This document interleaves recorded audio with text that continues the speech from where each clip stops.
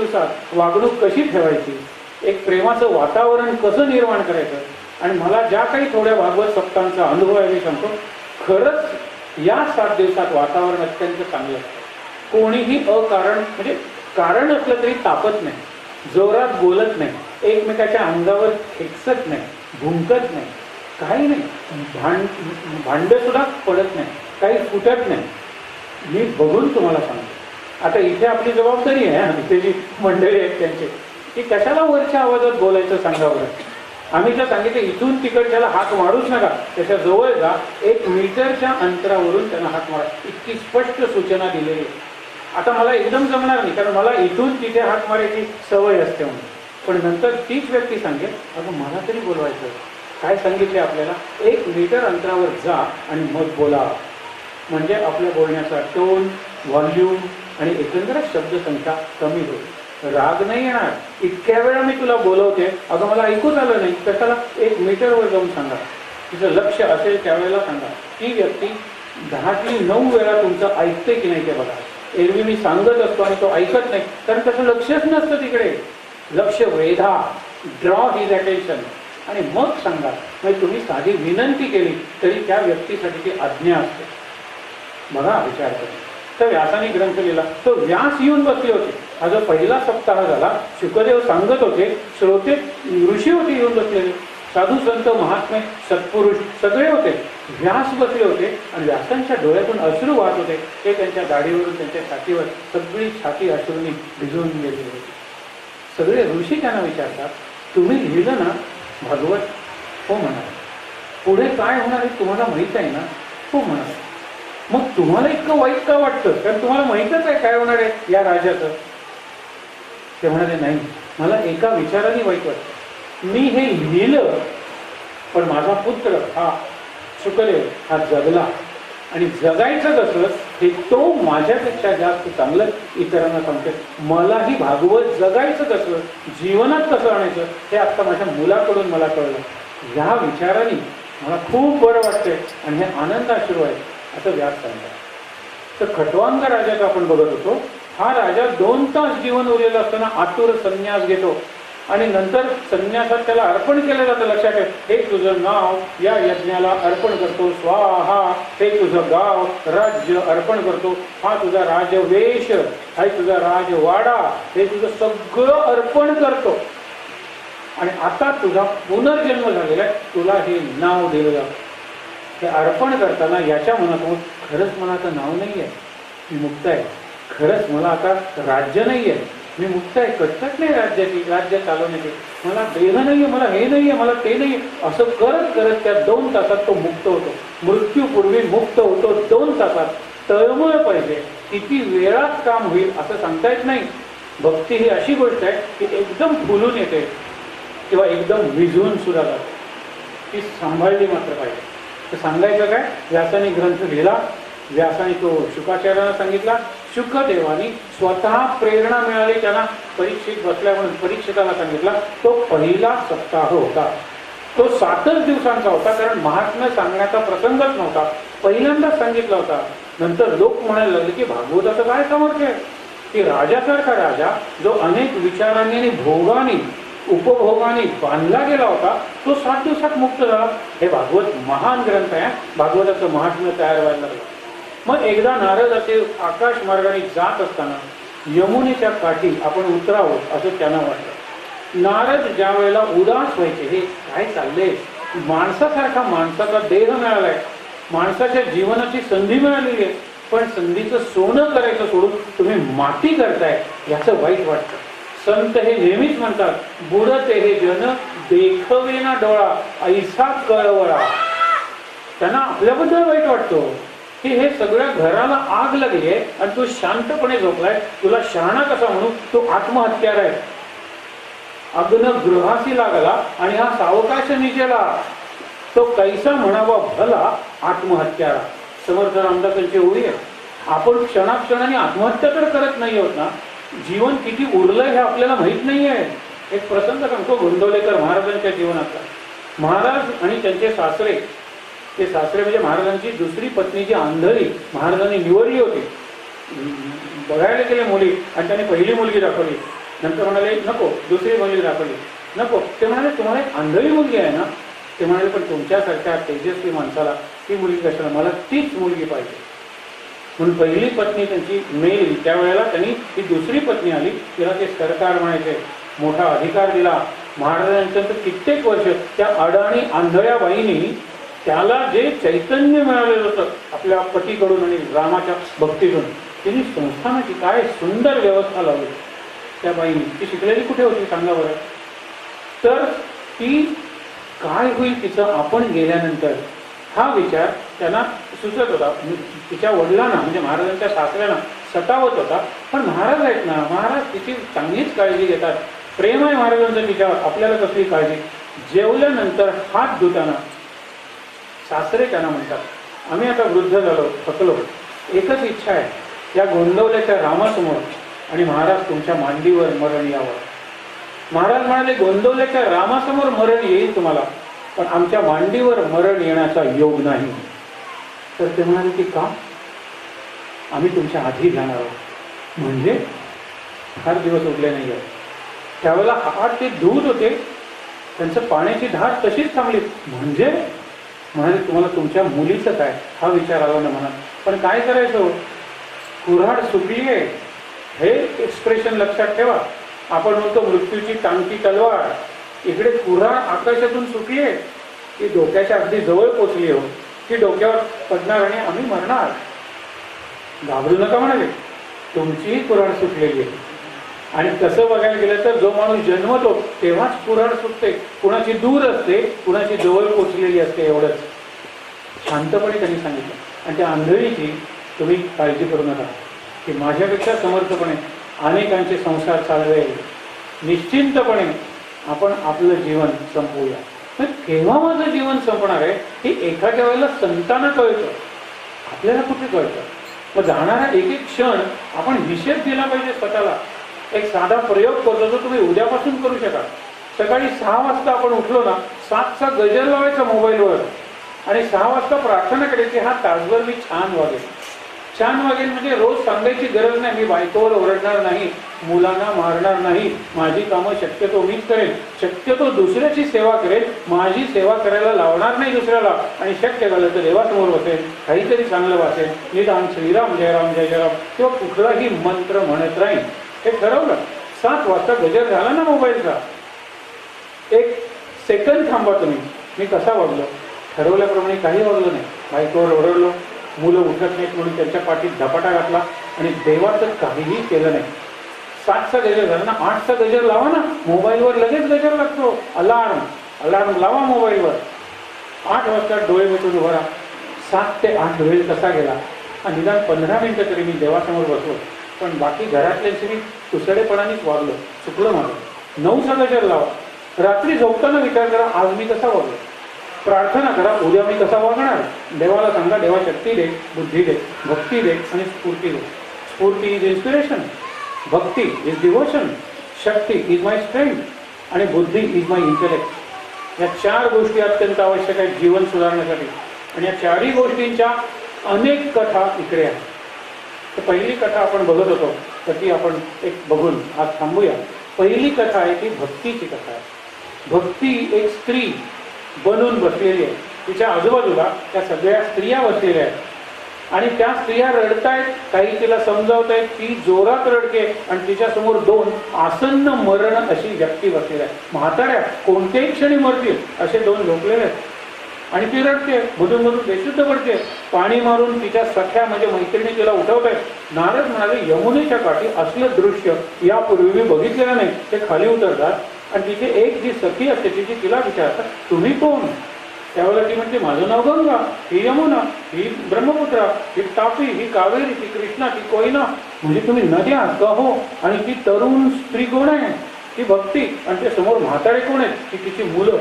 महाराज म्हणाले की आई तरुण, आई तेजस्वी आणि मुलं म्हातारी, कोणत्याही क्षणी मरतील असं, हा काय प्रकार आहे. ते म्हणाले की तुम्ही तिलाच विचारा ना, की भक्ती आहे ना म्हणून आम्हाला नद्यांना महत्व आहे, भक्ती आहे ना म्हणून तीर्थक्षेत्र निर्माण झाली. की भक्तीच जर अशी इथे मेली तर आमचं काय होईल. म्हणून आम्ही सुद्धा स्त्री अवतार घेऊन आम्ही तिचं समाधान करतोय. तुम्ही नारद आहात ना, तुम्ही विचारा तिला. भक्ती आपली कथा सांगते. माझा जन्म तामिळनाडूमध्ये झाला. तामिळनाडूमध्ये मला बालपण फार छान गेलं. नंतर मी केरळमध्ये आले. केरळमध्ये माझं किशोरपण, ज्याला ॲडोलसन्स म्हणतात, तेही बरं गेलं. तिथून कर्नाटकात आले. माझं तारुण्य सुरू झालेलं होतं. मला बरेच दिवस आले कर्नाटकात. तिथून मी महाराष्ट्रात आले. महाराष्ट्रातल्या संतांनी, म्हणजे माझं पोषण कोण करतात? संत आणि भक्त. भक्तीचं पोषण कोण करणार आहे सांगा बरं? संत, साधू आणि भक्त. महाराष्ट्रातल्या आणि इतकं चांगलं केलं की त्यांनी भक्तीबरोबर ज्ञान सांगितलं. ज्ञानेश्वरी बघा ना, कोणी हरिबोल हरिबोल करत घर सोडून निघून जा. मीरा के प्रभू गिरीधर नागर दुसरा न कोई, संसार सोडून निघून जा, असं महाराष्ट्रातल्या एकाही संतांनी सांगितलेलं नाही. याचा अर्थ मीराबाई चुकली असं नाही. मीराबाई एकटीच लाखात तयार होते. Mirabai is not our role model. आपल्याला आदर्श पाहिजे असेल तर तो गौरांग प्रभू चैतन्य, त्याला सगळीकडे कृष्ण दिसायचा, निळा निळा. पण असं बघत आकाशात एवढा महान कृष्ण आणि चालत समुद्राचं पाणी निळ चालत गेला आणि तो जीवन संपलं त्याचं. हरिबोल हरिबोल हरिबोल हरिबोल. आपल्याला जमणार आहे? आपण प्रापंचिक माणसं आहोत, आपण गृहस्थ माणसं आहोत, आपल्याला सगळी कर्तव्य आहेत. अशा वेळेला महाराष्ट्रातल्या संतांनी, मराठीतल्या संतांनी, कर्नाटकातल्या वगैरे आतापर्यंत आली, त्यांनी सांगितलं की तुम्ही प्रपंच न सोडता परमार्थ करा. म्हणजे काय? संपूर्ण भागवत या एका प्रश्नाच्या उत्तरासाठी लिहिलेलं आहे. या प्रश्नाच्या उत्तरासाठीच थांबणार आहोत. पुढे काय झालं फक्त सांगतो. एका म्हणतात की भक्ती आपली कथा सांगते की महाराष्ट्रातून पुढे मी गुजरातमध्ये गेलो. तिथे जे गुर्जर बंधू होते ना, त्यांनी भक्ती करायला सुरुवात केली, पण त्यांच्या भक्तीत मला प्रामाणिकपणा नाही आढळला आणि ज्ञान आणि वैराग्याकडे त्यांनी दुर्लक्ष केलं. मला दुर्दैवाने आज असं सांगावंसं वाटतंय, मी टीका करत नाहीये, पण लक्षात ठेवा, हे जे उत्तर भारतात वगैरे सगळीकडे भागवत सप्ताह होतात, हजारो लोक जमतात, कोटी कोटी रुपये खर्च होतात, त्याच्यात भाव किती निर्माण. लोक आपले नाचतात, त्यांच्यावर टीव्हीचा कॅमेरा जातो, मग राधा नसते, कृष्ण असतो, हे सगळं त्यांच्यासमोर घडतं आणि कथा चालू असते. कथा भाग हा श्रवणासाठी, म्हणजे श्रवणातून चिंतनासाठी. एक वाक्य सांगतो, अनेकदा हे वाक्य आपण ऐकणार आहोत की मी ऐकतो ना, श्रवण त्याचा आरंभ कानात होतो, मध्य मनात होतो आणि शेवट जीवनात होतो. कानातून मनात आणि मनातून जीवनात जर मी ऐकलेलं उतरलं नाही तर ते श्रवणच नाहीये.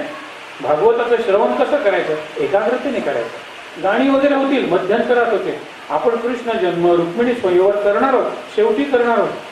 कथा भाग हा महत्वाचा आहे. त्याचा प्रवाह असतो, तो प्रवाह नाही खंडित करायचा, तरच ते श्रवण एकाग्रतेने होतं.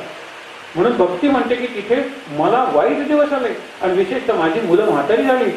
मग पुढे आम्ही तिघही या अवस्थेत आलो वृंदावनात. वृंदावनात नाम चालू होतं, राधे कृष्णा, म्हणून मी तरुण झाले, मला जरा बरं आलं. पण वृंदावनात सुद्धा ज्ञान आणि वैराग्य कोणाला पाहिजे?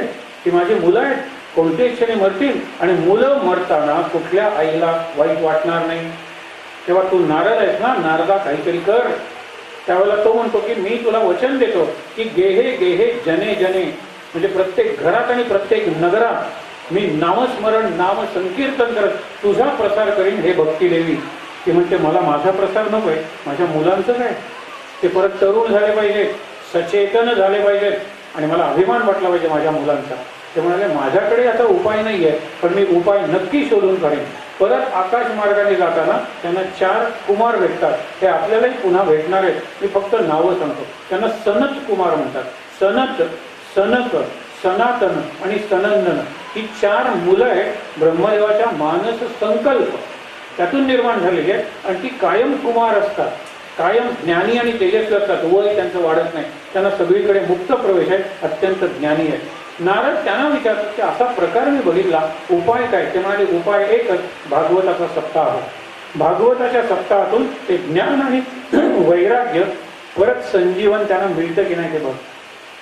म्हणाले मला भागवत माहित नाही. नारद म्हणतात भागवताचा सप्ताह कसा करतात मला कल्पना नाहीये. आम्ही करतो ना, तू तयारी कर. मग नारद सगळीकडे जाऊन सांगतात. मग तो दुसरा सप्ताह होतो आणि तो सप्ताह सुरू झाला.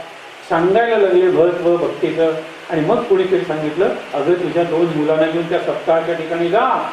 आणि मग भक्ती त्या दोघांना घेऊन आली. जसजसा सप्ताह पुढे जायला लागला तसतसं ज्ञान आणि वैराग्य लक्षात ठेवा तरुण व्हायला लागले. त्यांच्यात परत चैतन्य निर्माण झालं.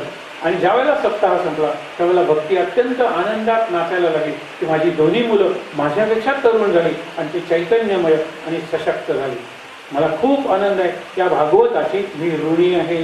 हे सनत कुमारानो, मी तुमची सुद्धा ऋणी आहे.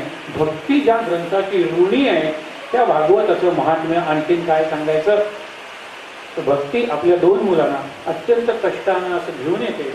त्यावेळेला तिच्या ओठावर जो मंत्र असतो तो भागवताच्या वेळेला भजन म्हणून म्हणला जातो. भजन म्हणून म्हणायचा पूर्ण श्लोक आणि मंत्र म्हणजे भजन म्हणून पहिली ओळ म्हणायची आणि संपूर्ण मंत्र किंवा श्लोक तो पूर्ण म्हणायचा.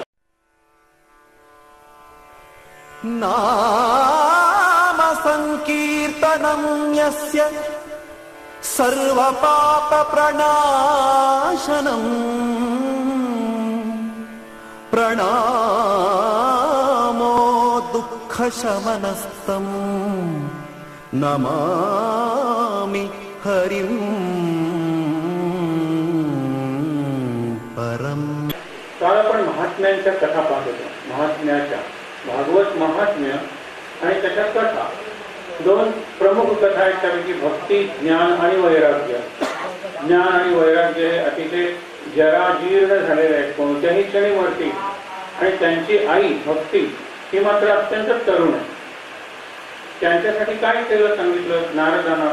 सनत कुमारांनी सांगितलं की भागवत सप्ताह आम्ही करतो म्हणाले, तू फक्त तयारी करा तुम्ही. त्याप्रमाणे तयारी झाली आणि भागवत सप्ताह झाला यमुनेच्या काठी. त्याच्यानंतर एक तुंगभद्रेच्या काठी. यमुना ही उत्तर भारतातली नदी, तुंगभद्रा ही दक्षिण भारतातली नदी. म्हणजे भागवताचं एकंदर सगळीकडे जे महात्म्य पसरलेलं होतं त्याची उदाहरणे. तुंगभद्रा नदीच्या काठी एक अत्यंत सात्विक असा भिक्षुक राहत होता. त्याचं नाव आत्मदेव. काल आपण पाहिलं होतं की ही जी नावं असतात ना आपली, त्या नावावर जरी थोडंसं चिंतन केलं तरी बऱ्याच गोष्टी आपल्याला कळतात. आत्मदेव तुम्ही विचार करायला लागला. त्याची पत्नी तिचं नाव होतं धुंधुली. आत्मदेव हा अत्यंत सात्विक असा भिक्षुक होता, ब्राह्मण होता. आपली उपासना करायची, आपलं जीवन चांगलं जगायचं. आर्थिक परिस्थिती काही वाईट नव्हती, परंतु त्यांना संतान नव्हतं. धुंधुली ही नावाप्रमाणे धुंदीच आहे. कशाची धुंदी? तर देहभोग, त्या देहभोगाची धुंदी. उपभोग, त्या उपभोगाची धुंदी.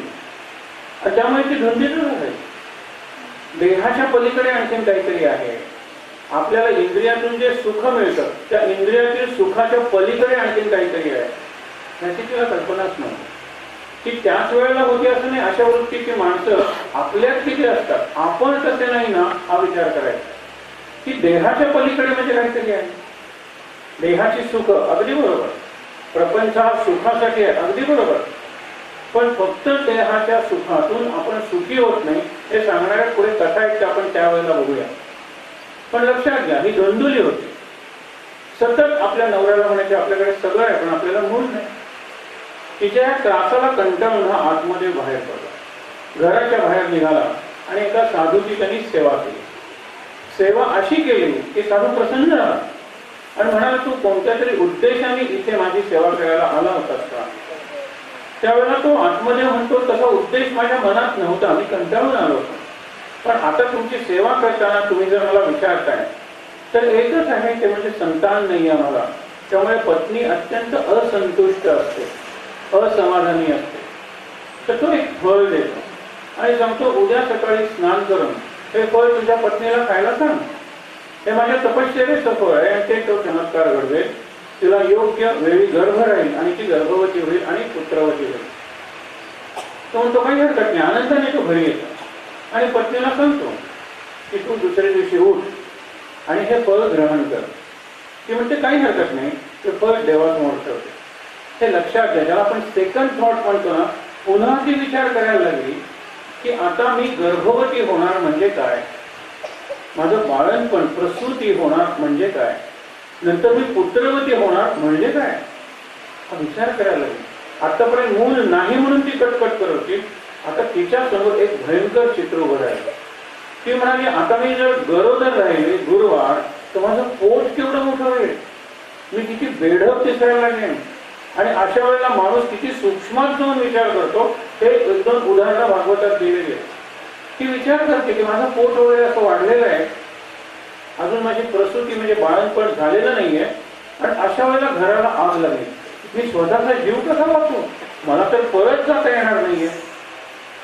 दुसरं, समजा घरावर चोराने हल्ला केला तर मी स्वतःचा जीव कसा वाचू, मला तर काहीच करता येणार नाही, कारण एवढं माझं पोट वाढलेलं असेल, नको नको, मी हा काय अविचार करत होते. त्याच्यानंतर समजा मी बाळंत झाले तर ते मूल, त्याला दूध पाजा, परत शरीर भेदवून, म्हणजे कुठेतरी आपण हल्ली सुद्धा शरीराची काळजी घेताना आपण पुत्रवती होणं बरेच वेळेला तर मान्यच करत नाही, झाल्यानंतर त्याला आपलं दूध पाजणं हे मान्यच करत नाही. हळूहळू काय लागलेलं आहे की हे पूर्वीपासून चालत आलेल्या ज्या काही गोष्टी आहेत, सगळ्याच मी म्हणत नाही पण बऱ्याच गोष्टी अशा आहेत की त्याचा काहीतरी लाभ होता, त्याला वैज्ञानिक पाया, वैज्ञानिक असं काही मी म्हणत नाही फार, पण त्या उपयोगी होत्या हे लक्षात ठेवा. त्यामुळे काय झालं, ती म्हणते की सकाळी उठून करायचं काय, या फळाचं करायचं काय. सकाळी तिची बहीण येते आणि बहीण म्हणते की मला तर दुष्काळात 13वा महिना आहे, इतकी मुलं आहे आणि माझ्या पतीची आवक म्हणजे इन्कम आपण ज्याला म्हणतो ती काय आमची मिळकत एवढी नाही आहे, आणि आता मी परत गर्भवती आहे. ह्यावेळेला हिच्या मनात एकदम एक कल्पना आहे की जर हिला आपण आपल्या घरी ठेवलं आणि आपण गर्भवती असल्याचं नाटक केलं आणि ही योग्य वेळेला प्रसूत झाल्यानंतर ते मूल आपलं आहे असं म्हणलं तर काय घडलं, सगळ्यांचंच कल्याण आहे त्याच्यात. तिला मी पैसे देईन आणि ती निघून जाईल, 9 महिने ती माझ्याकडे राहील, बहीणच आहे माझी. तिला विचारते, ती म्हणते माझी काही हरकत नाही आहे, माझं मूल जर तू पोचणार असशील आणि त्याच्याबद्दल मला काही धन मिळणार असेल, एरवी मला या मुलाला जन्म द्यायलाच पाहिजे. ती राहते, म्हणती शक्यतो दुसऱ्याच्या दृष्टीला करू नको, कारण मी नाटक करणार आहे काय, मी गर्भवती आहे. तिने गर्भवती असलं तर योग्य नाटक केलं. त्या फळाचं काय असं तुम्हाला वाटेल तर दुसऱ्या दिवशी सकाळी तिच्या मनात एक कल्पना येते, पण गोठ्याची गाय असते ना त्या गाईला ती फळ खायला देते, गाय खाते. योग्य काळी हिला एक मुलगा होतो आणि गाईलाही मुलगा होतो. गाईच्या मुलाचा जो आकार आहे, बाकीचा देह जो आहे ना तो देह माणसाचा आहे, फक्त कान गाईसारखे आहे, म्हणून त्याला गोकर्ण म्हणायला लागले, त्याचं नावच गोकर्ण ठेवलं. त्याच्यानंतर हिला जो मुलगा झाला त्याचं नाव धुंदुकारी ठेवलं. मी धुंदुली तर तो धुंदुकारी. पुढे झालं तसंच, धुंदुली ही स्वतःच्या धुंदीत जगत होती, पण धुंदुकारीने आपल्याबरोबर इतरांनी धुंदी आणण्याची सवय केली, तसं वातावरण निर्माण केलं. अत्यंत वाईट संगत आणि सर्व प्रकारची व्यसनं म्हणजे धुंदुकारी. पुढे तो एवढा त्रास द्यायला लागला की आत्मदेव गोकर्णाला म्हणला की तू किती आदर्श मुलगा आहेस रे, तू गाईचा जरी असला तर मी तुला माझा मुलगाच मानतो, आणि तोही म्हणतो मी तुम्हाला माझ्या पितांचंही समजतो, पण मला आता घरात राहत नाही आहे, काय करू. तर म्हणाला जाणार असाल तर तुम्ही जा. भागवताचा जो दशम स्कंध आहे त्या दशम स्कंधाचं तुम्ही पारायण करत जा. दशम स्कंध म्हणजे कृष्णाचं चरित्र, कृष्णाचं जवळजवळ पूर्ण चरित्र या स्कंधात येतं, आणि भागवतातला सगळ्यात मोठा स्कंध आहे हा. एक स्कंध आपण 2 दिवस पाहायचा असतो, आणि या 2 दिवस इथे आपण छोटेसे कार्यक्रम करणार आहोत. योग्य वेळी त्याच्याबद्दल सांगितलं आहे. तर ज्या वेळेला हा आतमध्ये गेला आणि अत्यंत आनंदात राहायला लागला, सूर्याची सुद्धा उपासना करायला लागला, दशमस्कंधाची पारायण करायला लागला, आणि त्यामुळे त्याला इतकं समाधान मिळालं, इतका आनंद मिळाला.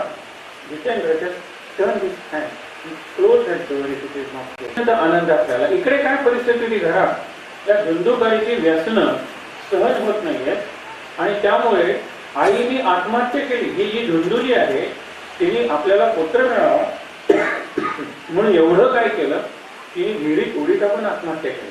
वडील निघून गेलेले आहे.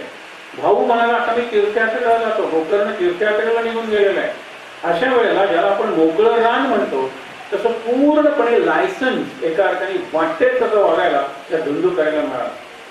त्या स्त्रियांच्याकडे कशाला जायचं, आपण त्या बायकांनाच घरी आणून ठेवलं तर, म्हणून त्यांनी काही बायकांना घरी आणून ठेवलं. सगळी व्यसनं असल्यामुळे त्याला पैसा पुरत नव्हता, आणि पैसा पुरत नव्हता म्हणून त्यांनी चोऱ्या करायला सुरुवात केली. एक दिवस विचार केला की आपण राजाच्याच घरात का नको चोरी करायला, म्हणजे होईल काय, भरपूर काहीतरी मिळेल आणि बरेच दिवस आपले चांगले जातील. म्हणून तो राजाच्या घरात यशस्वी चोरी करतो, धुंदुकारी सगळा सामान आणून या सगळ्या बायकांना देतो. त्या विचार करता की राजाच्या घरी चोरी झाली म्हणजे तो पकडणारच. मग आपण काय करूया, आणि पकडलं तर आपण सगळे सापडणार, कारण राजाचे दागिने वगैरे सगळे आपण वापरणार आहोत. आज रात्री याला मारून टाकूया. म्हणून अत्यंत वाईट पद्धतीने त्या धुंदुकारीला मारतात. म्हणजे त्याला उलटा टांगतात. काही ठिकाणी उल्लेख आहे, त्याला मिरच्याची धुरी देतात, मिरच्याचा धूर, आणि त्याच्या तोंडात विस्तव ज्याला म्हणतात ना, निखारे, बर्निंग कोल्स, उजो म्हणतात, ते त्याच्या तोंडात खुपसतात. अत्यंत वाईट त्याला मरण येतं. पण अजून बऱ्याचशा वासना असतातच की ज्या त्यांनी भोगलेल्या नसतात. म्हणून हा पिशाच्य होतो, त्याला पुढे मुक्ती मिळत नाही, त्याची गती पुढे चालू राहत नाही.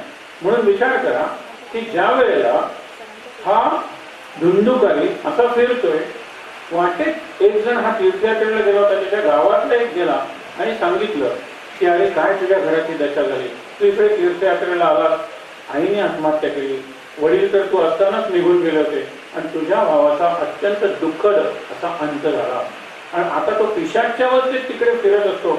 रात्री निरनिराळे आवाज ऐकू येतात, आणि त्यामुळे लक्षात घ्या, हे जे आवाज ऐकू येतात त्यांना आम्ही सगळा भूताचा वाडा म्हणतो. तुझ्या गावातलं एक अत्यंत संपन्न असं तुझं घर होतं, तुझ्या वडिलांबद्दल गावातल्या मंडळींना आदर होता, आणि आता काय अवस्था झालेली आहे. तो म्हणतो अरे रे, पण आता मी काय करू शकणार आहे. त्यातल्या त्यात मी गयेला जातो आणि तिथे श्राद्ध करतो. हा उल्लेख का महत्वाचा आहे की गयेत गेल्यानंतर, श्राद्ध केल्यानंतर जे पितर वगैरे असतात त्यांची पुढची गती मोकळी होते. ते मुक्तीचा मार्ग ते कुठेतरी अडकून पडलेले आहे, कुठली तरी वासना राहिलेली आहे, एक विचित्र अवस्था प्राप्त झालेली आहे. त्यामुळे लक्षात घ्या की ज्या वेळेला हा गयेची श्राद्ध करून परत येतो गावात, सगळेजण म्हणतात त्या गावात मात्र जाऊ नको, त्या घरात मात्र जाऊ नको, तो आता भूताचा वाडा झालेला आहे, रात्री निरनिराळे आवाज ऐकू येतात. तो म्हणतो की निदान त्या घरात तरी मी जातो, त्या घराचं माझ्यावर ऋण आहे. रात्री त्याला ते आवाज ऐकू येतात, त्यावेळेला तो विचारतो की तू कोण आहेस म्हणा. त्यावेळेला तो सांगतो, रडायला लागतो, म्हणतो मी करू काय, माझी इथून सुटकाच नाहीये, मला देह नाहीये, लक्षात ठेव, पण माझ्या वासना उरलेल्या आहेत, या वासना भोगायच्या किंवा वासना तृप्त होऊन मी मुक्त व्हायचं, मला काही कळत नाही, तू काहीतरी कर, माझा भाऊ ऐकणार आहे, तू चांगला ऐकणार आहे, काहीतरी कर. म्हणतो मी काय करू. त्यावेळेस हा सूर्याची उपासना करतो, आणि सूर्य त्याला सांगतो असा उल्लेख आहे, सप्ताहम वाचनम करू, भागवताच्या ग्रंथाचा सप्ताह तो कर. याला भागवताचा ग्रंथ माहीत असतो. हा म्हणतो मीच करतो की सप्ताह. आता इथे त्यांनी जे केलं ना तसं आपण बऱ्याच ठिकाणी रिच्युअल म्हणून करतो. जे रिच्युअल म्हणजे कर्मकांड म्हणून करतो. एक 7 हात काळं कापड आणून समोर पसरून ठेवतात. 7 हात म्हणजे एवढे मीटर म्हणा. आणि एक दिवसाचं वाचन पूर्ण झाल्यानंतर, त्या दिवसाचं प्रवचन पूर्ण झाल्यानंतर हळूहळू एक हात ते कापड आहे ना ते पांढरं होतं. कशाचं प्रतीक आहे की त्याला तेवढी त्याची जी काही पापं वगैरे असतील ती पापं आता दूर झाली या भागवताच्या श्रवणानं, आणि तो जरा पुढे पोहोचलेला आहे. असं करत 7व्या दिवशी 7ही हात कापड काळं जे असतं ते पूर्णपणे पांढरं होतं असं एक सांगतात. हे प्रतिकात्मक वर्णन आहे, असं होतं असं नाहीये. पण त्यांनी एक उभा असा बांबू पुरून ठेवला, त्याला 7 अशा गाठी होत्या, आणि गाठीतून सुटणं म्हणजे मोक्ष, हे लक्षात ठेवा. बंध मोक्ष आपण म्हणतो. बंधन जे आहे त्या निरनिराळ्या गाठी आहे, पुढे आपण त्याचं वर्णन करणार आहोत. पण पहिल्या दिवसाचं वाचन ज्यावेळेला याचं पूर्ण होतं त्यावेळेला फाटकन आवाज येतो, लोकांना कळत नाही हा आवाज कुठून आलेला आहे. दुसऱ्या दिवसाचं वाचन होतं, परत फाटकन असा आवाज येतो, लोकांना कळत नाही. तिसऱ्या दिवशी ते बघतात की हा आवाज येतोय कुठून, त्यांना शेवटपर्यंत कळत नाही. 6 दिवसाचं वाचन होतं. लोक तल्लीन होऊन ऐकतायत. आजूबाजूचे साधू संत काही ऋषी सुद्धा त्या गोकर्ण जे वाचतोय भागवत त्याचं श्रवण करायला येत आहे. हा मार्मिक उल्लेख आहे, लक्षात ठेवा. आणि 7व्या दिवसाचं ज्या वेळेला वाचन होतं त्यावेळेला खूप मोठा स्फोट झाल्यासारखा आवाज होतो. तो बांबू असतो तो स्प्लिंटर म्हणजे त्याचे तुकडे तुकडे होतात, आणि त्यातून एक दिव्य पुरुष बाहेर पडतो, आणि तो नमस्कार करून गोकर्णाला सांगतो की मीच तो धुंदुकारी, आता मी मुक्त झालेलो आहे, धन्यवाद, आणि तो निघून जातो. समोरचे लोकांना प्रश्न पडतो की हा पिशाच्य अवस्थेतला एक जीव किंवा आत्मा तो मुक्त होतो, आणि आम्ही धडधाकट देह आहे, आम्ही सुद्धा भागवत ऐकलं पण आम्ही कुठेच मुक्त झालेलो नाही आहोत. आमची एक इच्छे, त्या इच्छेपासून किंवा एक दुर्गुण त्याच्यापासून मुक्त झालोय असं काही झालेलं नाही. एक वाईट सवय आमची गेलेली नाही या 7 दिवसात. आणि तो कसा मुक्त झाला? त्यावेळेला गोकर्ण म्हणाला की आपण विचारूया ना, आपण प्रार्थना करूया ना. आणि प्रार्थना केल्यानंतर एक असा दैवी पुरुष तिथे आला आणि तो म्हणाला अगदी सोपं आहे की त्यांनी मुक्तीच्या इच्छेनं अत्यंत एकाग्रतेने भागवत ऐकलं. आणि तुम्ही भागवत ऐकताना कधी तुमचं मन घरी जायचं, कधी दारी जायचं, कधी मित्राच्या घरी जायचं, कधी ऑफिसात जायचं, असं भटकणारं आणि भरकटणारं मन घेऊन जर तुम्ही श्रवण केलं तर तुम्हाला ती फलश्रुती मिळणार कशी? मग ते म्हणाले इथून पुढे आणखीन एकदा तू वाचन कर आणि बघू आम्ही मुक्त होतो का. आम्ही दुसऱ्या कशाचंही चिंतन करणार नाही, पूर्णपणे जी कथा चालेल त्या कथेवर लक्ष केंद्रित करू, एकाग्र करू. त्याप्रमाणे त्यांनी केलं आणि आश्चर्य वाटेल, प्रत्येकासाठी एक एक विमान आलं आणि सगळे जीव ते समोर बसलेले जे श्रोते होते ना ते मुक्त झाले. हे असंच घडेल का, असं घडलं असेल का, कशाला विचार करायचा. हे सिम्बॉलिक डिस्क्रिप्शन असतं. म्हणजे माणूस मुक्त होऊ शकतो आणि मेल्यानंतर मुक्त वगैरे याला काही अर्थ नाही, जिवंतपणेच मुक्त झाला पाहिजे. आणि मी मुक्त झालेलो आहे, मी अत्यंत आनंदात आहे. तुम्ही सुद्धा मी जगलो तसं जगा, मी जशी साधना उपासना केली, अभ्यास केला तसा तुम्ही करा. तुम्ही सुद्धा जिवंत असतानाच मुक्त होऊ शकाल. संत असतात ना ते जीवन मुक्त असतात आणि म्हणून त्यांचं जीवन आपल्याला मार्गदर्शक ठरतं. मेल्यानंतर मुक्ती हा निराळा मुक्तीचा प्रकार आहे, त्याला विदेह मुक्ती म्हणतात. पण जीवनमुक्ती ही अत्यंत महत्वाची आहे. कुठल्याही संताचं जीवन बघा, तुका म्हणे आता उरलो उपकारा पुरता. आता मी माझ्यासाठी जगतच नाहीये, मी उपकार म्हणजे दुसऱ्यासाठी जगतोय. त्याच्या आधी तुकारामाचा अनुभव काय होता की आपुले मरण पाहिले म्या डोळा, झाला तो सोहळा अनुपम. म्हणजे मी आता मेलो, आता पूर्वीचा तुकाराम उरलाच नाहीये, एक नवीन तुकाराम जन्मलेला आहे आणि तो तुका म्हणे आता उरलो उपकारा पुरता. आता मी फक्त दुसऱ्यासाठी जगणार आहे. हे जीवन मुक्त माणसाचं लक्षण आहे. आपण दुसऱ्यासाठी जगलं पाहिजे, दुसऱ्याची सेवा केली पाहिजे, दुसऱ्यावर प्रेम केलं पाहिजे. हे अत्यंत आग्रहानं सांगणारा ग्रंथ म्हणजे भागवत. महात्म्याची ही कथा संपली. भागवत या शब्दाचा अर्थ काय तो समजण्यापूर्वी आणखीन एक प्रसंग पाहूया. ही सत्य कथा आहे. रामकृष्ण परमहंसांना एकदा वाटलं भागवत ऐकावं आणि म्हणून त्यांनी आपल्या पुरोहिताला विचारलं, काय रे तुझ्या संग्रहात भागवत ग्रंथ आहे का? आहे. तुला वाचता येतो का? येतो. मला वाचून दाखवशील का? हरकत नाही. त्यांनी वाचायला सुरुवात केली आणि काही वाचन होतंय तोपर्यंत त्यांना भाव समाधी लागली. त्याला ट्रान्स म्हणतात. नाही वेंट इन ट्रान्स. त्यांना देहवानच त्यांचं हरपलं.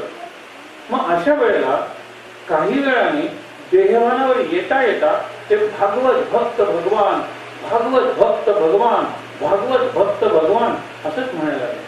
आणि नंतर पूर्ण शुद्धीवर आल्यानंतर लोकांनी विचारलं तुमची समाधी लागली हे आम्हाला पटू शकतं, पण भागवत भक्त भगवान याचा अर्थ काय? तर तुम्हाला अगदी सोपं आहे. मी भागवत ऐकायला लागलो. ऐकायला लागल्यानंतर जो भागवत ग्रंथ वाचला जात होता त्या ग्रंथातून एक सूत्र निघाला. सूत्र म्हणजे सूत किंवा धागा, दोरा आपण म्हणतो तो निघाला आणि वाढत वाढत वाढत त्याने भागवत ग्रंथाला गुंडाळलं. नंतर तो आणखीन वाढला. तो जो वाचत होता ना त्याला त्याने गुंडाळलं. नंतर तो आला माझ्यापर्यंत आला, माझ्या हृदयात जाऊन तो हृदयात शांतपणे आपण ज्याला म्हणतो ना विलीन झाला किंवा विसर्जित झाला, त्याचं विसर्जन झालं. आणि मग मी म्हणलं जो भागवत आहे, भक्त आहे, भगवान आहे, एका सूत्राने बांधलेले आहे. हे लक्षात ठेवा. सूत्र म्हणजे एका धाग्यात बांधलेले आहे, काहीच फरक नाही त्यांच्यात. आणि भागवत या शब्दाचे जे अर्थ आहेत एकंदर 5 अर्थ आहेत. आपण 5ही अर्थ अगदी थोडक्यात पाहूया. भागवत या शब्दाचा अर्थ भगवत म्हणजे जो भगवंत आहे त्याच्या संबंधित ग्रंथ. भागवतात भगवंताचे अवतार येतात, त्या अवतारांच्या कथा येतात, भगवंताचं कार्य येतं, आपल्या भक्तांचा दुष्ट राक्षस किंवा दुर्जनांच्याकडून त्रास झाल्यावर उद्धार करण्याच्या कथा येतात. हे सगळं भगवंताबद्दलचं, भगवंताचं वर्णन हे येतं. म्हणून भगवंताबद्दल त्याला भागवत म्हणायचं. दुसरं, भागवतात भक्तीचं सर्व बाजूने वर्णन केलेलं आहे. नवविधा भक्ती, षोडशोपचारी पूजा, निरनिराळ्या प्रकारची ध्यान, सगळ्या प्रकारची भक्ती भागवतात वर्णन केलेली आहे. म्हणून भक्तीचं तंत्र, भक्तीचा मंत्र आणि भक्तीचं शास्त्र म्हणजे भागवत. भक्तीचा ज्ञानकोश म्हणायचे महाराज त्याला, की भक्तीचा ज्ञानकोश म्हणजे एन्सायक्लोपीडिया ऑफ डिवोशन. भक्तीबद्दल कुठलाही प्रश्न विचारायचा असेल भागवतात तुम्हाला त्याचं उत्तर मिळालंच पाहिजे. हे भागवत म्हणजे भक्तीचा ग्रंथ. नंतर तिसरा अर्थ आहे भक्ताचा ग्रंथ. किती भक्तांची चरित्र सांगितलेली आहे. मग त्याच्यात प्रल्हाद काय, ध्रुव काय, सुदामा काय, किती निरनिराळ्या क्षेत्रात जगणारी मंडळी. मग त्याच्यात काही राजे आहेत, त्याच्यात काही साधू संत तर आहेतच.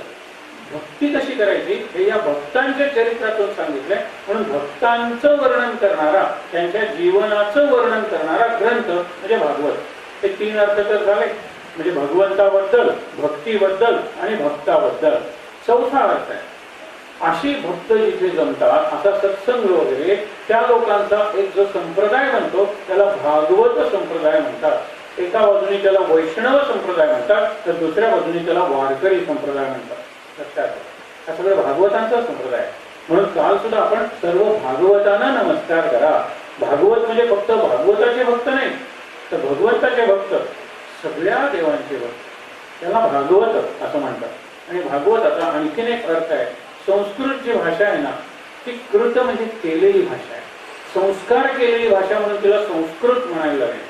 एक एक शब्द बनवताना एवढं चिंतन केलं त्या ऋषींनी, आणि चिंतन करून शब्द बनला म्हणून त्या शब्दावर चिंतन करता येतं. वाक्य लक्षात ठेवा. पुन्हा बाकीच्या भाषा ऍक्सिडेंटली डेव्हलप झालेल्या आहेत, पण आपल्याकडे जे शब्द तयार झालेले आहेत फार विचार करून शब्द तयार केले, आणि आज आपण त्या शब्दांवर जर चिंतन केलं तर ऋषींच्या मनातला अर्थ आपल्याला बऱ्यापैकी समजतो आणि खूप शांत वाटतं. भाषेचा हा प्रभाव आहे. मला सांगायचं आहे काय तर संस्कृत भाषेत एक एक अक्षराला सुद्धा अर्थ प्राप्त झालेला आहे. म्हणून भा, ग, व, ट हे 4 अक्षर आहेत. या 4 अक्षरांचा अर्थ करून भागवत ग्रंथ आपल्याला कशासाठी उपयोगी पडतो फार सुंदर सांगितलेलं आहे.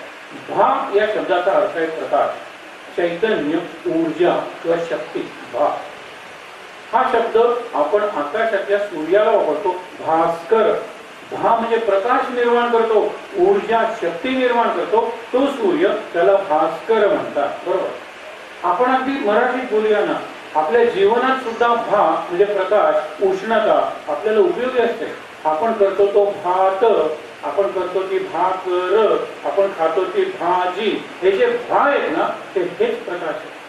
त्याच्याशिवाय आपली क्षुधा म्हणजे भूक शांत होणार नाही. आणि भूक जर शांत झाली नाही तर माणसाचं जनावर बनतं. हे काल आपण परीक्षित राजा, जो अत्यंत चांगला राजा होता, पण भूक सहन झाली नाही म्हणून तो मेलेला साप त्या शमिक ऋषींच्या गळ्यात घातला आणि त्याला शाप मिळाला. 7व्या दिवशी सर्पदोषाने मरते. आपण काल ती कथा बघितली. म्हणून भूक भागवणारी भात, भाकरी, भाजी ही म्हणजे कुठलंही अन्न पदार्थ हे त्या उष्णतेने पक्व होतं. एरवी कच्चं अन्न असतो, एरवी ते पीठ आहे, आपण ते पीठ मळतो, तव्यावर भाजतो. हे भाजणे ही क्रियापद मध्ये सुद्धा भाय लक्षात ठेवा. हा जो भाय आहे तोच आपल्या देशाच्या नावात आहे. भारत.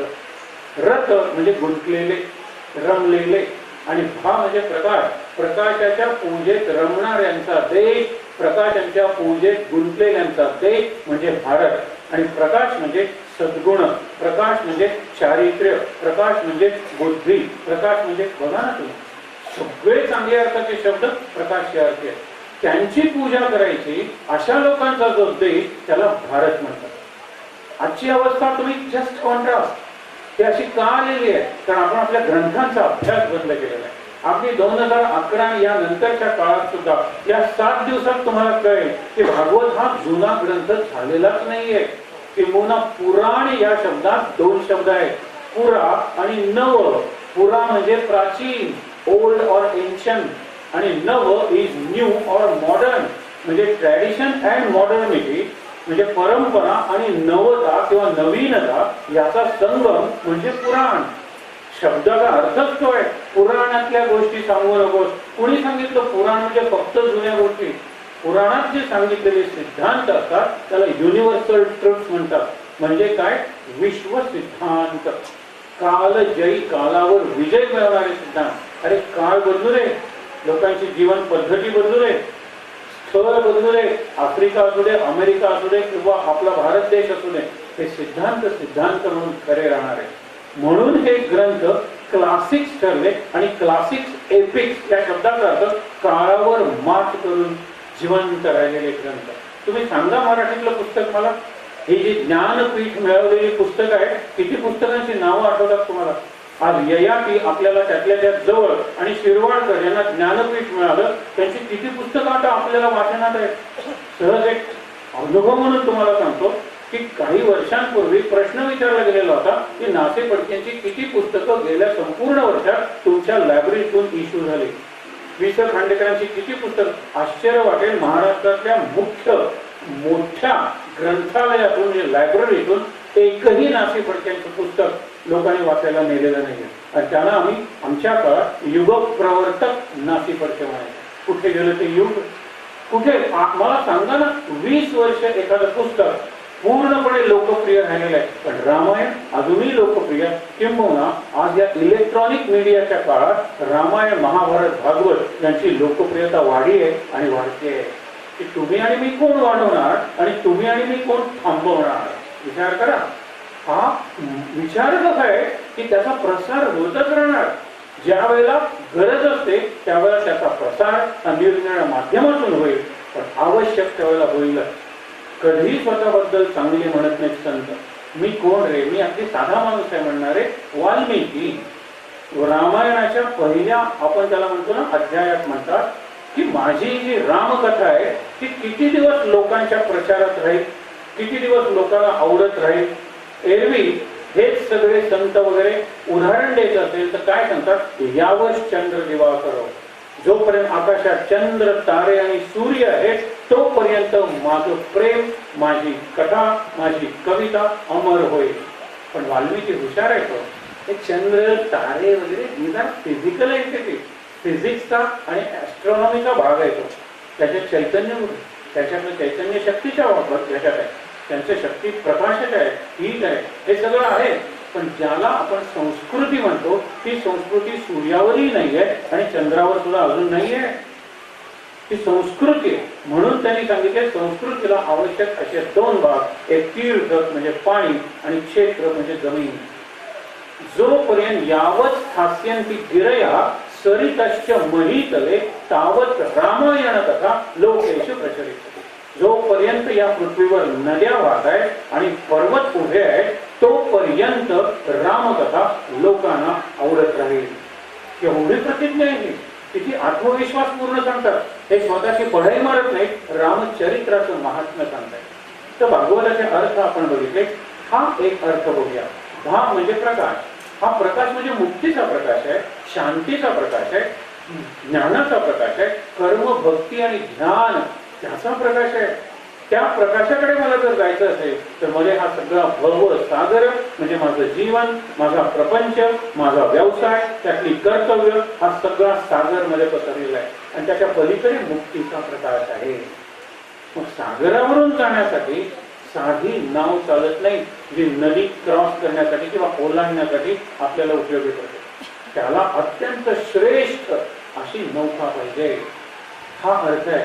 भागवत ही या सागरातून पलीकडच्या तीरावर असलेल्या मुक्तीकडे किंवा शांतीकडे जाण्यासाठी अत्यंत उपयुक्त अशी श्रेष्ठ नौका आहे.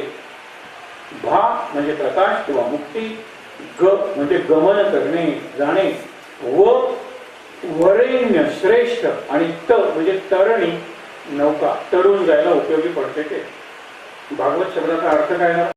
मुक्तीसाठी किंवा शांतीसाठी. तुम्हाला हा सागर जर तरुण जायचा असेल तर एक चांगली नाव तुम्हाला लागेल, तर ती चांगली नाव म्हणजे भागवत.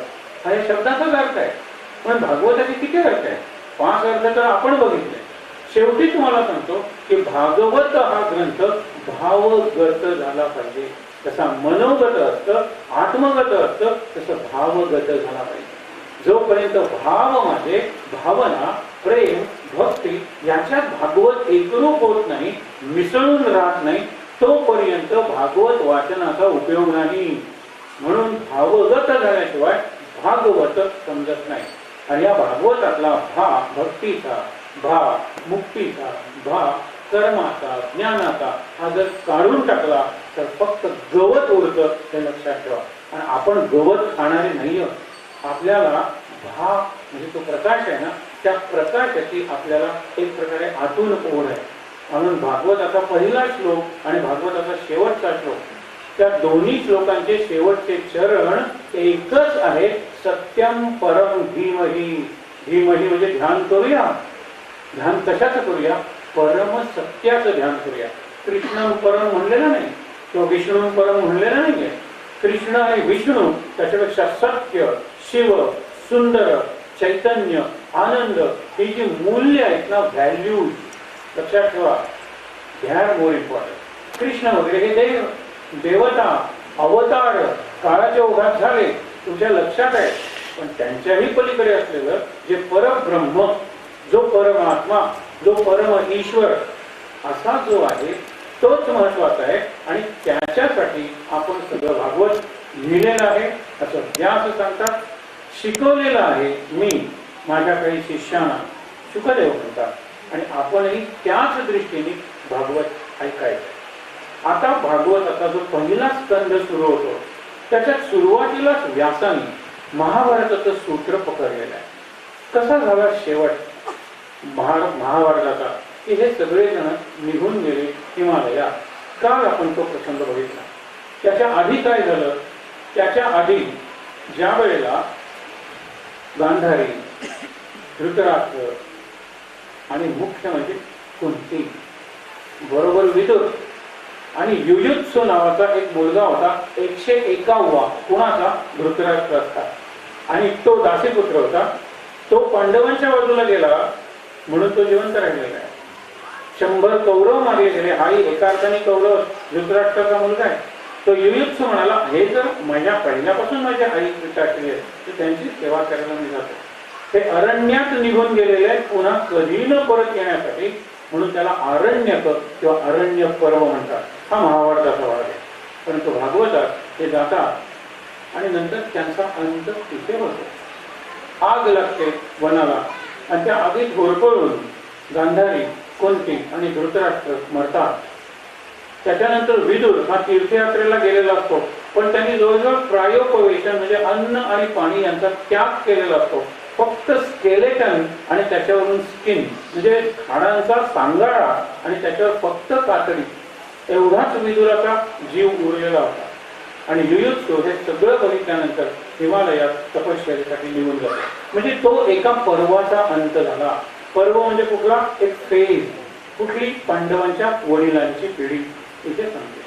मग पांडव ज्या वेळेला कृष्णाचा निरोप येतो की मी देह ठेवणार आहे आणि तुम्ही देव ठेवलेला असेल त्यावेळेला तुम्हाला हा निरोप घेऊन माझा सारथी दारुक येईल. त्यावेळेला पांडव म्हणाले आता जगायचं कशाला? म्हणून अर्जुन गेला आणि द्वारकेतले काल सांगितलेले सगळे जिवंत जे यादव होते, म्हातारे लोक, आजारी लोक, स्त्रिया, मुलं, त्या सगळ्यांना तो घेऊन आला. मध्ये अर्जुनाची जी दैना झाली ती आपण नंतर बघणार. म्हणून 11वा जो स्कंध आहे त्याच्यात त्यांनी काय सांगितलं? त्याच्यात त्यांनी सांगितलं की ज्या वेळेला संपूर्णपणे कृष्णाने देह ठेवला, द्वारका बुडाली, हे कृष्णाच्या जीवनाचा अंत आणि पांडवांचं जीवन संपलेलं आहे ना, ते सुरुवातीला जातं. पांडवांच्या जीवनाचा काल आपण बघितला, एक पडत गेलेले आहे आणि जिवंत सदैव स्वर्गात युधिष्ठिर गेलेला आहे. 6 अत्यंत परम भागवत त्यांना वंदन करा आणि मग भागवतात प्रवेश करा असं एका अर्थाने व्यास आपल्याला सांगतात. आश्चर्य वाटेल तुम्हाला. त्या पहिल्या 3 स्त्रिया आहेत. त्या स्त्रियांची चरित्र ते वर्णन करतात. महाभारतातल्या स्त्रिया आहेत, पण ज्या वेळेला त्या वर्णन केलं जातं भागवतात तेव्हा एवढा बदल होतो. मला विचारावं ना तर भागवत वाचून काय मिळवायचं असतं, हे मिळवायचं हे लक्षात ठेवा. हे जर कळलं ना तर मग पुढचं भागवत वाचण्यात आणि ऐकण्यात अर्थ आहे. 3 स्त्रिया आहेत, एकमेकीच्या सासवा सुना आहेत.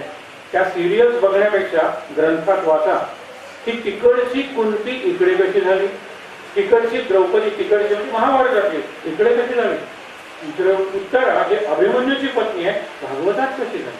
भागवतात सगळ्या किती शांत झालेल्या आहेत, क्षमेची मूर्ती झालेल्या आहेत आणि तिकडे सुडाची ज्वाला होते, विशेषतः द्रौपदी. आपण बघूया ते प्रथम. नंतर 3 पुरुषांना नमस्कार करा म्हणून सांगितलेलं आहे. ते परम भागवत म्हणलेलं. भागवत म्हणजे भक्त म्हणूया. एक आहे भीष्माचार्य, त्याच्यानंतर विदुर आणि युधिष्ठिर. हे 3 आणि 3 6 या 6ची चरित्र आपण आज पाहू. पहिल्यांदा सुरू करूया आपण. प्रसंग आहे कृष्ण युद्ध संपल्यानंतर बरेच दिवस हस्तिनापूरला राहिला आणि त्यानंतर तो काय सांगतो, कृष्ण इतका हुशार आहे बघा, त्याला माहित आहे की पांडवांना आपण निघून जाणं सहनच होणार नाही, काही ना काहीतरी कारण काढून ते आपल्याला इथेच ठेवून घेते. पण द्वारकेत सुद्धा आपली काहीतरी कर्तव्य आहेत ना. द्वारकेचा राणा पांडवा घरी का हरिमुखे म्हणा पुण्याची गणना कोण करेल. सतत कृष्णाचं नाम आणि स्मरण असल्यामुळे जिथे माझं नाम घेतलं जातं तिथे मला असावं लागतं, राहावं लागतं, नाचावं लागतं, कमरेवर हात घेऊन 28 युग उभं राहावं लागतं. हे भगवंताचे शब्द आहेत. मत भक्ता यत्र गायंती तत्र तिष्ठामी नारद. हे नारदा कमरेवर हात घेऊन तिष्ठत उभा राहतो की कधीतरी माझा भक्त की जो आई वडिलांचे पाय शेकतोय त्याचं ते काम संपेल, वर येईल आणि माझ्याकडे बघेल. पुंडलिकानी जी वीट होती ती मागे फेकली आहे आणि सांगितलं माझं हे काम संपू दे, तोपर्यंत तू उभा राहा. आणि मग विटेवर हे परब्रह्म उभं राहिलं. आपण त्याला विठ्ठल म्हणजे विठ्ठल म्हणायला लागलो. अवघड आहे, विटेवर उभं राहणं अवघड आहे. भक्तासाठी उभा राहिला ना, पंढरपूरला हा उभा राहिला ना, पंढरपूरला त्यांनी एकच सांगितलेलं आहे की एक क्षणभर जरी नाम थांबलं ना तरी त्या गॅप मधून मी निसटून वैकुंठाला जाईन म्हणून. हे त्यांनी रुक्मिणीला दिलेलं वचन आहे की एक second, fraction of a second जर नाम पंढरपूर मधलं थांबलं ना तर मी निसटून येतो तुझ्याबरोबर. ते रागवून गेलेले आहे दुसरीकडे.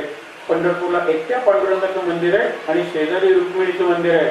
त्यांच्यात भांडण झालेलं आहे की लक्ष नाही तुमचं माझ्याकडे. एकदा म्हणजे लक्ष नाही तुमचं भक्तांच्याकडे जे इतक्या दुरून ज्ञानबा तुकाराम किंवा पांडुरंग हरी वासुदेव हरी म्हणत येतात, तुमचं लक्ष नाहीये. आपण नंतर त्या कथा बघणार आहोत. इथे फक्त एकच बघूया. काळे पुंड्या मातलासी उभे केले विठ्ठलासी. संतांनी प्रश्न विचारलेला आहे की तू बघितलं सुद्धा नाहीस विठ्ठलाकडे. तो येऊन सांगतोय अरे मी तो जगजेठी, जगातला सगळ्यात ज्येष्ठ, जगाचा चालक, नियंता कोण, मी आलेलो आहे साक्षात परमेश्वर. तू बोलवलंस ना मला तुझ्या भक्तीच्या माध्यमातून. तरी वीट फेकलेली आहे. माझं काम संपल्यानंतर मी तुझ्याकडे बघेन, तोपर्यंत वेळा असं मातल अशी तुला कसला एवढा गर्व झाला. प्रेमाने विचारलेला प्रश्न. कारण तू चालू ठेव रे, तोपर्यंत पांडुरंग राहणार आहे पंढरपूरला. आपण नाम चालू ठेवा रे, तोपर्यंत पांडुरंग किंवा आपला देव तिष्ठत आपल्या घरी राहणारच आहे. आपलं नाम थांबतं आणि त्याला ती गॅप मिळते आणि त्या गॅप मधून तो निसटून दुसरीकडे जातो. म्हणून पंढरपूरचं वैभव काय आहे तर विठ्ठल विठ्ठल गजरी अवघी दुमदुमली पंढरी. होतो नामाचा गजर दिंड्या पताकांचा भार. हा जो विठ्ठल आहे ना तो भागवताचं दैवत आहे. विठ्ठल अशी म्हणून कथा नाही आली, परंतु विठ्ठल हे कृष्णाचंच दुसरं रूप आहे. मला सांगायचं आहे काय, ज्या वेळेला या भक्तोत्तमांची किंवा परम भागवतांची चरित्र सुरू होतात, कुंतीपासून सुरुवात करूया. शेवटी तो सांगतो काय, काल माझ्या स्वप्नात कृष्ण सांगतोय पिताश्री आले वसुदेव. आणि पिता हा कर्तव्याची आठवण करून देतो. आई म्हणजे अफेक्शन आणि वडील म्हणजे अटेन्शन. अटेन्शन म्हणजे लक्ष आणि दक्ष आणि अफेक्शन म्हणजे प्रेम आणि वात्सल्य. त्या दोन्ही गोष्टी आवश्यक आहे. एक धागा आडवा आहे आईचा, तर एक धागा उभा आहे वडिलांचा. या उभ्या आणि आडव्या धागाने आपल्या कुटुंबाचं आणि आपल्या जीवनाचं वस्त्र विणलं जातं. तुम्ही म्हणाल एकच धागा पाहिजे, फक्त प्रेम पाहिजे, होणार नाही. शिस्त सुद्धा पाहिजे. नुसती शिस्त पाहिजे जमणार नाही, प्रेमही पाहिजे. आईचं प्रेम, कुशीत घेतलेल्या आईचं प्रेम हा आडवा धागा आहे. आणि वडील सतत दक्ष अलर्ट म्हणून उभे असतात, तो उभा धागा आहे. या दोन्ही गोष्टी लागतात.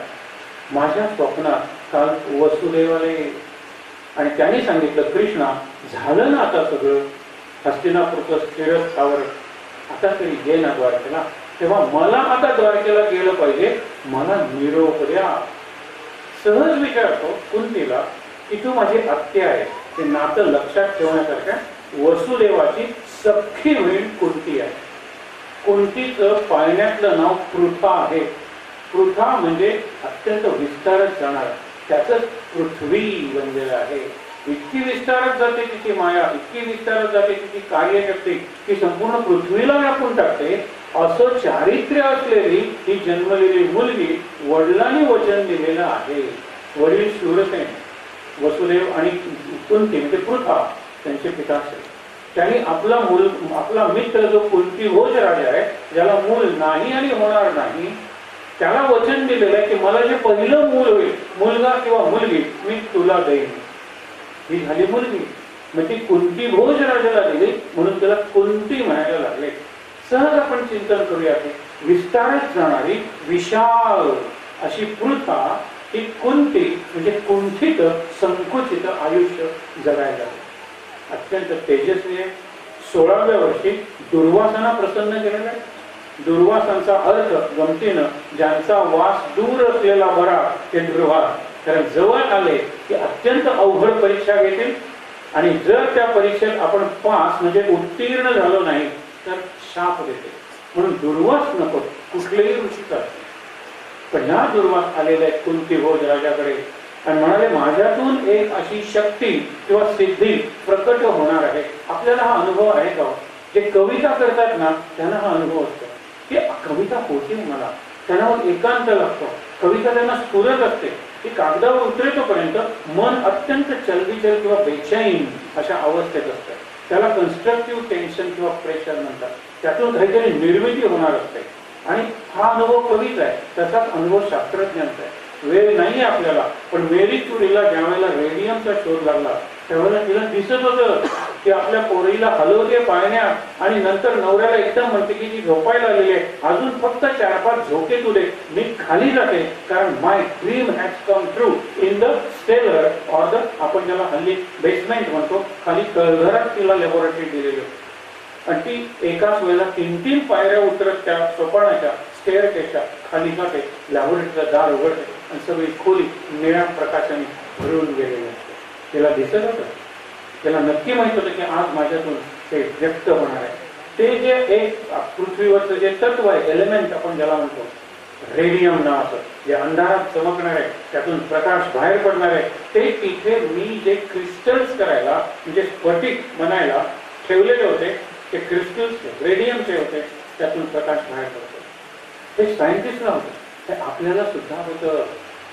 पण आपण त्यासाठी बाहेरचे आवाज, बाहेरच्या ऍक्शन, बाहेरचं संगीत, बाहेरचं सगळं रिॲक्शन, प्रतिक्रिया, बाहेरचे आपले सगळे व्यवहार निदान 15 मिनिटं तरी दिवसातल्या आवरायला नको का? आपला आवाज तेव्हाच ऐकू येईल, बाहेरचे आवाज बंद होतील. माझ्या शब्दांना तेव्हाच शक्ती येईल ज्यावेळेला माझे शब्द बांधले जातील, म्हणजे मी मौन पाळेल. माझ्या डोळ्यात ज्यावेळेला मी डोळे बंद करेन तेवढी शक्ती येईल. विचार करा, आपण सगळं आपलं जे तेज आहे, आपलं सगळं जे वीर्य आहे, आपलं सगळं जे आपण म्हणतो शक्ती आहे, ती शक्ती वाहू जाऊ देतं डाऊन द ड्रेन, गटारातून वाहून जातं. संगीत ऐकायचं रात्री झोपताना सुद्धा ते कानाला काहीतरी लावून झोपायचं, बघायचं रात्री आणि मग नंतर बघा ना, म्हणजे किती बाहेरचे बघणार दृश्य. टीव्ही झाला, मग तो कॉम्प्युटर आला, मग आता तर काय निरनिराळ्या प्रकारचे येतात. आता भारत सरकारने 2000 रुपयापेक्षा कमी अशी एक टॅबलेट काढलेली म्हणजे पाम टॉप सारखी.